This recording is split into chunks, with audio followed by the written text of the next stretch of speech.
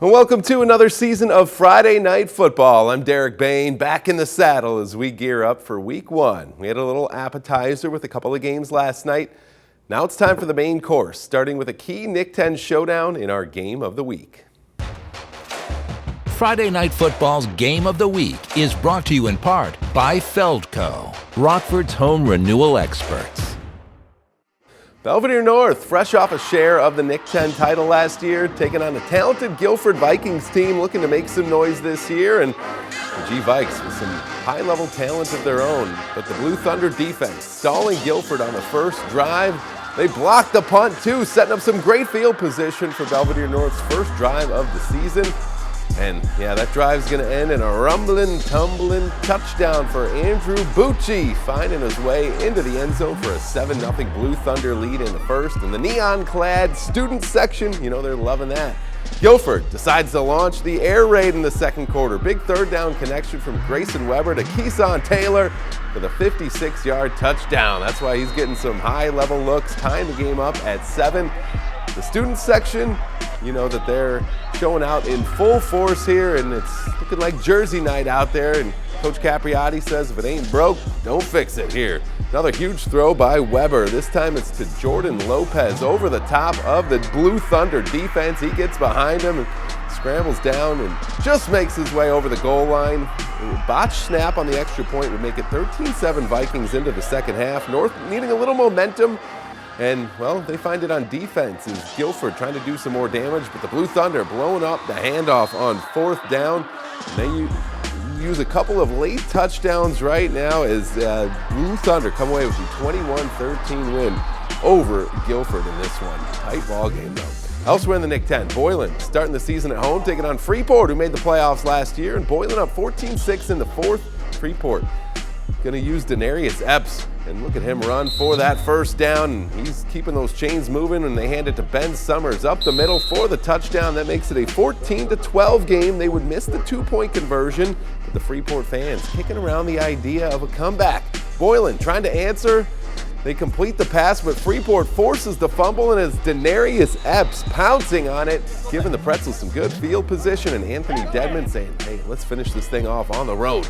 How about Denarius Epps? After having a touchdown called back essentially for a tush push, the next play he takes it in for the game-winning touchdown, and Freeport comes away with the 18-14 win. And the final Nick 10 game of the night, Harlem hosting Belvedere at Clyde Peterson Stadium. Braxton Fawcett on the first play from scrimmage. He slings it out to Jackson Cook, and he does just that. He cooks the defense, 72-yard touchdown reception. How about that right out of the game? That's how you start a season. 7-0 Harlem.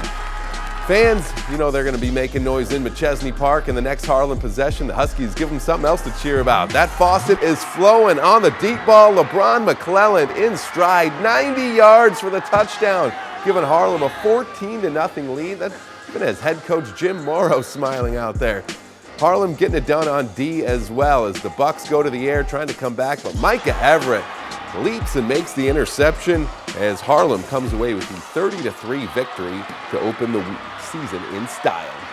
Non-conference action here. Stillman Valley opening up the season with a tough test against Marengo. You know they're always rocking in Stillman. After forcing the Cardinals to punt on their first drive, though, it's quarterback Sam Vandello handing it to Gavin Barrows for a 7-0 lead. Muff punt and set up the Indians with some great field position for Maverick Shines, and he follows the blockers into the end zone for another score. Stillman Valley trying to regroup after a bit of a slow start there. They would force a 4th and short, but Maverick shines again, taking the direct snap, finds the open field, scampers into the end zone for his second TD and a half, and Marengo not slowing down as Sam Vandello finds who else but Maverick Shine deep down the field, his third touchdown of the half. Marengo rolls 42-7. We've covered a lot of action so far. Still more Friday Night Football to come. Up next, we head to the NUIC where a pair of old rivals meet up to get the early leg up in the conference. Stick around, more F&F coming right up.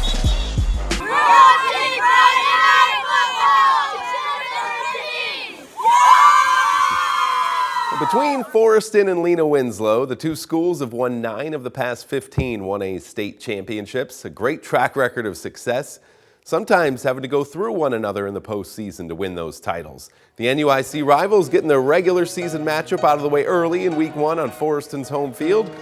We start with a look at the Panthers. Aiden Wild, and he makes a run with the ball before being pushed out of bounds just before scoring, as they're going to punch that in for 6 right after that. And well, that's not the only big move by the Panthers. You know they're going to make moves all game long, as they are going to bring on a 2-point conversion as well. A bit later on, Panthers Lessman hits Ashton Gerber into the end zone, and that's another Panther touchdown. They are going to keep on scoring in this one. Another big win for the Panthers. Their 25th straight in the NUIC, 50-12 over the Cards.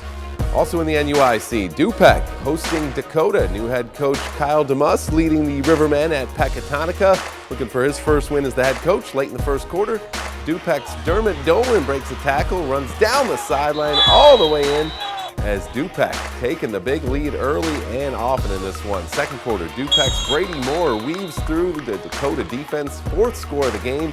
We fast forward to late in the first half. Dakota trying to get something going on offense, but the Rivermen D-line just swarming all over them as Dupec rolls 56-16. Former conference foes, Rochelle and Geneseo, meeting up in some non-conference action, and Rochelle, they are coming out in this one. The offensive line putting in work at the end of the second quarter, opening up the end zone for Dylan Manning. They would follow that up with a 2-point conversion to keep the Hubs in the lead. Geneseo senior Cedric Kehoe on the return, but how about Gavin Neal cutting him short with a hard hit. Over to the third quarter now, Rochelle ball, and how about them running it here? Junior Dylan Manning saying, you can try to stop me, but he's going to get that first down, and Rochelle going to keep that lead strong going into the final here with another big win to open the season, 41-14.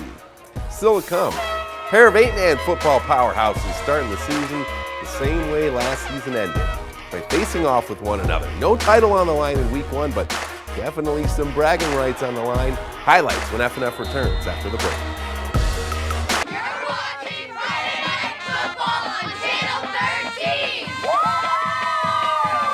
Amboy has won back-to-back 8-man football state championships, with last year's title game coming with a win over Milledgeville. They had so much fun they decided not to wait to play again, as the Clippers and Missiles meet up in week 1.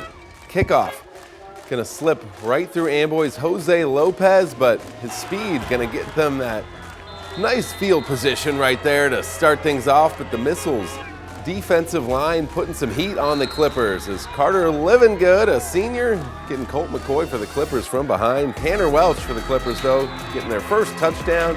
Easy come, easy go for the Clippers there as they are taking the lead. But later on, Missile QB there, Kyson Francis locking the pass to tight end Evan Schneck, and that gets him some good field position. Spencer Nye rolls in for the score to even things up. This was a back and forth kind of game. The 8-man state rematch here as the Missiles coming out on top with the 30-22 victory.